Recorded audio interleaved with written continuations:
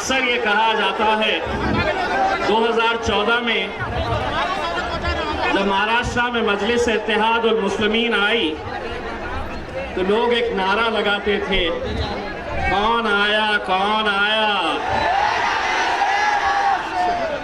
कौन आया कौन आया। 2014 में एक शेर, 2019 में कौन आए।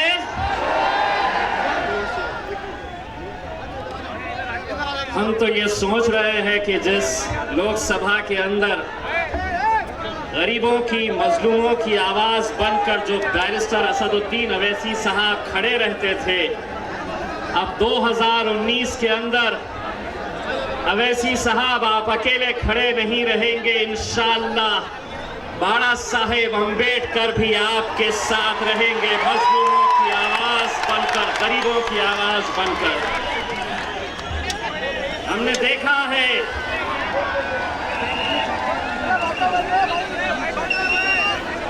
मैं आप लोगों को यह कहना चाहता हूं कि 70 सालों से हम लोग इसी तरह की तकलीफें सहते आए हैं।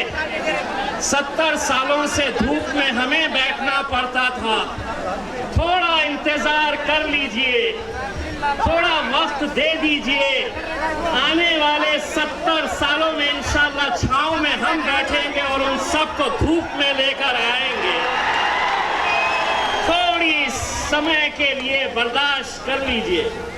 अभी कुछ देर पहले हमारी एक बहन ने एक शेर कहा है, आवाज को तलवार की झनकार बना दो। मैं उस शेर को थोड़ा सा बदलना चाहता हूं, आवाज को तलवार की झनकार बना दो। जीना है तो अपनी हिम्मत को हथियार बना लो। जिस एक शख्स को देखकर तुम्हें बाबा साहेब की याद आए, जिस एक शख्स को देखकर तुम्हें बाबा साहेब की याद आए, उस बाड़ा साहेब को अपनी कौम का सरदार बना दो।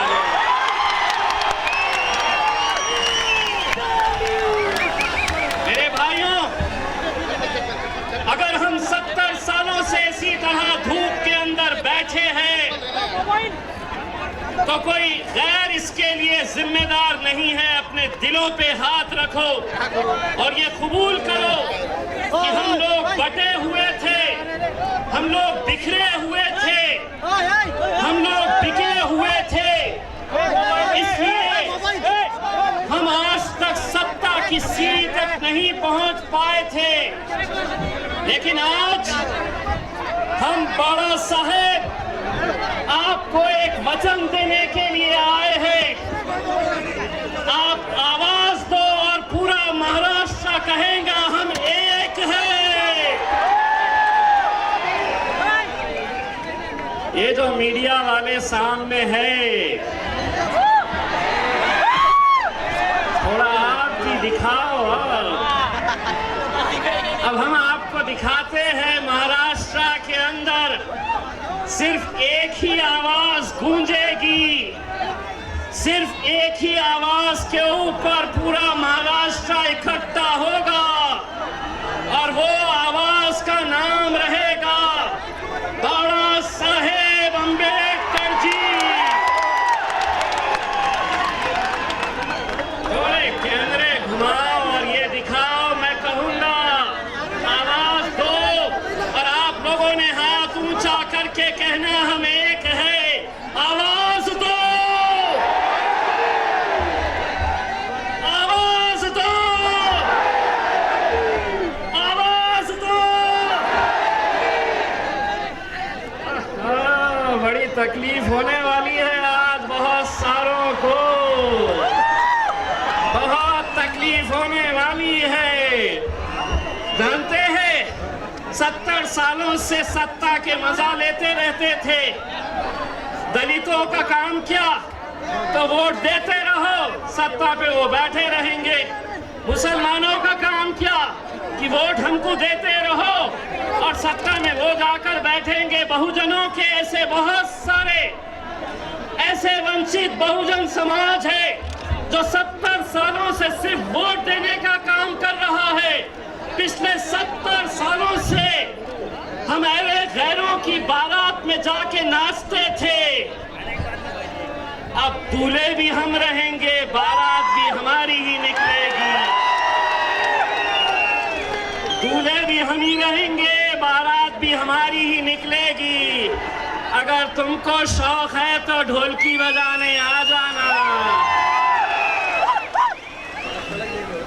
अमा हमने थोड़ा सा हम बाड़ा साहब के पास गए और बाड़ा साहब को हमने ये कहा कि बाड़ा साहब क्या वजह है कि 70 सालों तक हम लोग इतना पिछड़े रहे हैं।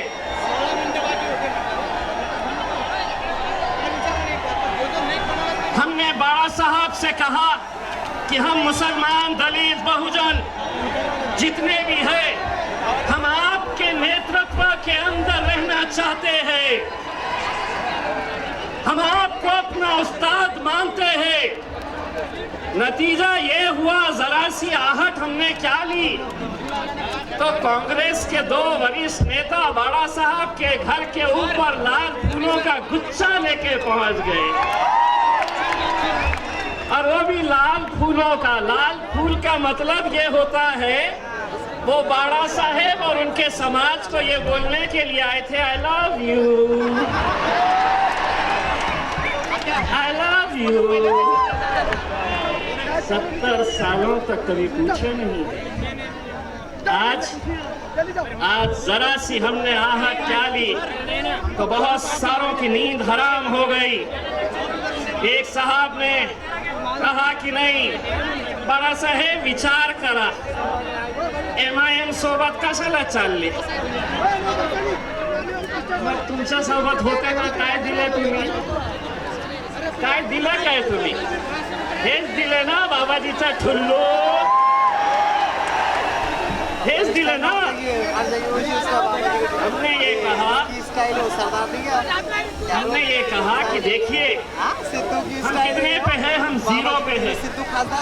लोकसभा में वो जो नेता जिसने कहा कि MIM के साथ मत जाओ, उसका ये कहने का मतलब था कि मैं सिर्फ मुसलमानों के वोट लूंगा लेकिन मुसलमानों की क़यादत नहीं लूंगा, मुसलमानों की लीडरशिप नहीं चाहिए। और इस लीडर को सबसे ज्यादा डर किस बात का है तो 6 फुट 4 इंच की हैदराबाद की शेरवानी से सबसे ज्यादा। नहीं, ये अवैसी साहब का तो, अरे अवैसी साहब आए, बैठिए, देखिए सत्ता में कैसा परिवर्तन होता है। 2019 के अंदर आपको समझ में आएगा। और हमने तो लक्ष्य कर लिए हैं, हमारा हमने तो ठान लिए हैं कि 2019 में अगर महाराष्ट्र के अंदर बहुजन, दलित, मुसलमान अगर किसी एक आवाज के ऊपर खड़े रहेंगे तो वो आवाज होंगी सिर्फ हमारे बाळा साहेब अम्बेडकर जी की।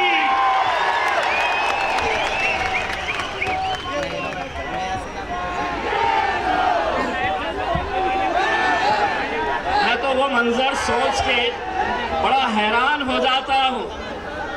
मुझे भी बड़ा 2019 का इंतजार है कि लोकसभा के अंदर एक गेट से बैरिस्टर असदुद्दीन अवैसी साहब जाएंगे, दूसरे गेट से बाड़ा साहेब अंदर जाएंगे। 56 इंच का जिनका सीना है वो धीरे धीरे अपने लोगों से कहेंगे कौन आया कौन आया, तो पूरे भाजपाई बोलेंगे शेर आया है शेर आया है। 2 ही रहेंगे लेकिन अल्हम्दुलिल्लाह काफी रहेंगे। महाराष्ट्र में भी हम 2 ही हैं लेकिन अल्हम्दुलिल्लाह अच्छों पर भारी है। बहुत तकलीफ हो रही है, बहुत तकलीफ हो रही है कि नहीं, ये कैसे मुमकिन हो सकता है ये कैसे मुमकिन हो सकता है कि दलित समाज, बहुजन, मुसलमान एक साथ मिलकर आए? हमारे बारे में ये इल्जाम लगाया जा रहा है कि अगर ये कॉम्बिनेशन होता है तो एक इस तरह का भ्रम पैदा किया जा रहा है कि नहीं, अगर ये संगठित हो जाते हैं तो नहीं किसी का फायदा होगा, इस पार्टी का फायदा होगा, इसका नुकसान होगा, इसका फायदा होगा। हम एक बात कहना चाहते हैं, पिछले 70 सालों से हमने सिर्फ तुम्हारे फायदे के बारे में सोचा है। आज पहली बार ये समाज अपने फायदे के बारे में सोच रहा है। हम अपने बारे में सोच रहे हैं, इसीलिए अंधेरों को यही तो खल रहा है, अंधेरों को यही तो खल रहा है।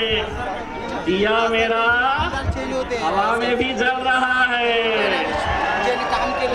लोगों ने सोचे होंगे तपती हुई धूप दोपहर में 1 बजे कितने लोग आएंगे।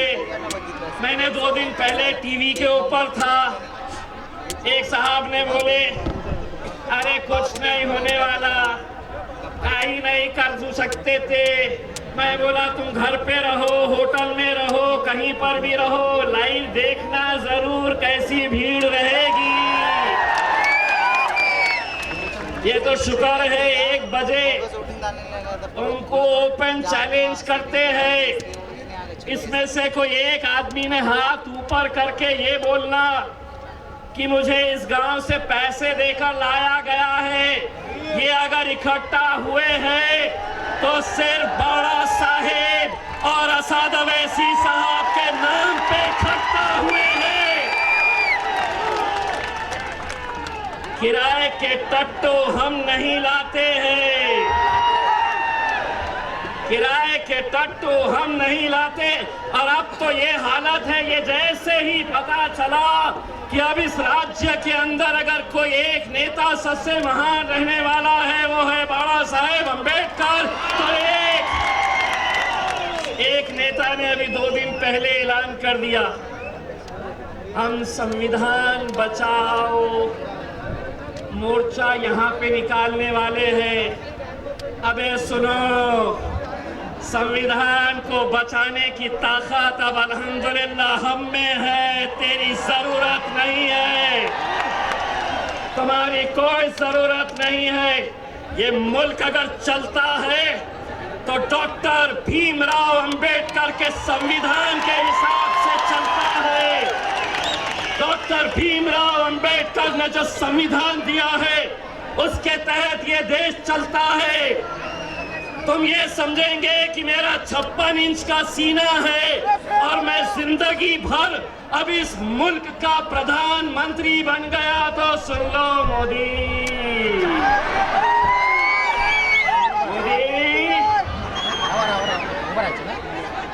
मोदी 2014 से पहले तुम खुद बड़े फखर से कहते थे तुम क्या करते थे, क्या बेचते थे। अगर हमको ज्यादा छेड़ेंगे तो हम छोड़ेंगे नहीं, ये हमारी शराफत है। पहले तो हम एक थे, अब इतने सारे हैं, सोच लो हमको छेड़ो नहीं। और एक बात सुन लो, हो सकता है कि अगर इस आवाम के साथ ज्यादा खिलवाड़ करोगे 2019 के बाद कहीं ऐसा ना हो कि जिस महाराष्ट्र के जिस शहर से बाबा साहेब अम्बेडकर लोकसभा के अंदर जाएंगे वहां के रेलवे स्टेशन के ऊपर एक आदमी खड़ा मिलेगा, चाय चाय चाय चाय चाय चाय। मेरे भाइयों, मैं सिर्फ अब हमारी दुविधा ये है, ये जितने भी खड़े हैं ना सामने, ये इंतजार में है कि क्या दिखाना है करके। यही दिखाओ, तुमको जो दिखाना है दिखाओ, जो दिखाना दिखाना है दिखाओ, अब हमने तय कर लिए है कि हमारी मंजिल एक ही तरफ जाएगी। मेरे भाइयों, मैं एक आखिरी बात कहना चाहता हूं, बात संजीदगी के साथ कहना चाहता हूं। इस मुल्क के अंदर, इस राज्य के अंदर जब भी कोई राजनेता की, किसी बड़े शख्स की मौत होती है, अभी कुछ साल पहले राष्ट्रवादी कांग्रेस के एक नेता आर पाटिल साहब का देहांत हुआ। तमाम राजनीतिक पार्टियों ने यह फैसला किया कि आर पाटिल साहब राष्ट्रवादी कांग्रेस के एक महान नेता थे, उनके परिवार के किसी सदस्य को विधानसभा के अंदर भेजना है और उनको श्रद्धांजलि देने के लिए किसी भी राजनीतिक पार्टी ने चुनाव नहीं लड़ना चाहिए। अबे हटो यार, तुम जरा देखने दो। उसके बाद कुछ महीने पहले राष्ट्रवादी कांग्रेस के पतंगराव कदम साहब का देहांत होता है तो तमाम राजनीतिक पार्टियां यह फैसला करती है कि उनके बेटे को हमें विधानसभा के अंदर भेजना है, इसीलिए कोई चुनाव नहीं लड़ेगा, अनअपोज उन्हें भिजाया जाएगा। मैं आप लोगों से ये पूछना चाहता हूं कि ये पार्टियां जो पिछले 70 साल से अपनी राजनीति रोटियां सेक रहे हैं डॉक्टर बाबा साहब अंबेडकर के नाम के ऊपर, आज उन्हीं का खून बाबा साहेब अंबेडकर के खिलाफ तुमको ये ऐलान करना पड़ेगा कि हम भी बाबा साहब के खिलाफ किसी को नहीं उतारेंगे मैदान में। तब जाकर हम मानेंगे कि तुम बाबा साहब अंबेडकर को सही मानने वाले हैं। अगर तुम सही मानो में, अगर बाबा साहब को मानने वाले हैं, हम बाबा साहब को एक कहना चाहते हैं कि बाबा साहब, मुसलमान समाज बैरिस्टर असदुद्दीन अवैसी साहब ने पूरे महाराष्ट्र के अंदर इकट्ठा करने का काम किया है। हमने जब ये ऐलान किया कि हम बड़ा साहब के साथ जाना चाहते हैं तो हमें मीडिया वालों ने बहुत उकसाने की कोशिश करे। वो ये बोलना चाह रहे थे कि इसमें से दोनों का रोल कैसा रहेगा, तो हमने सबके सामने ये ऐलान किया है कि बाबा साहेब अंबेडकर हमारे बड़े भाई रहेंगे, हम उनके छोटे भाई रहेंगे। मेरे भाइयों, 2019 संविधान के लिए, बाबा साहब अंबेडकर जी को मानने वालों के लिए, हम सब के लिए बहुत अहम साल है। हमको अपने तौर से ये सोचना होगा, क्योंकि हम लोग चुनाव के वक्त बिखर जाते हैं, बढ़ जाते हैं, बहुत सारे लोग आएंगे। एक बार फिर से ये कोशिश की जाएगी कि किस तरह से एक उभरते हुए और महाराष्ट्र के सबसे दिग्गज नेता के तौर पर उभरने वाले बाबा साहेब अंबेडकर को किस तरह से कमजोर किया जाए। यह अब आपकी और मेरी जिम्मेदारी रहेगी कि जितने भी दलाल आएंगे उन सब दलालों को ठिकाने लगाना आपकी जिम्मेदारी रहेगी। मेरे भाइयों, मैं जानता हूं कि आप लोग अगर किसी को सुनना चाहते हैं तो बैरिस्टर असदुद्दीन अवैसी साहब को सुनना चाहते हैं। बस आखिरी में जाते जाते सिर्फ इतना कहना चाहूंगा, यकीन मानिए, हम साथ रहेंगे तो दुनिया पे राज करेंगे। हम साथ रहेंगे तो दुनिया पे राज करेंगे। बहुत बहुत शुक्रिया। Thank you very much.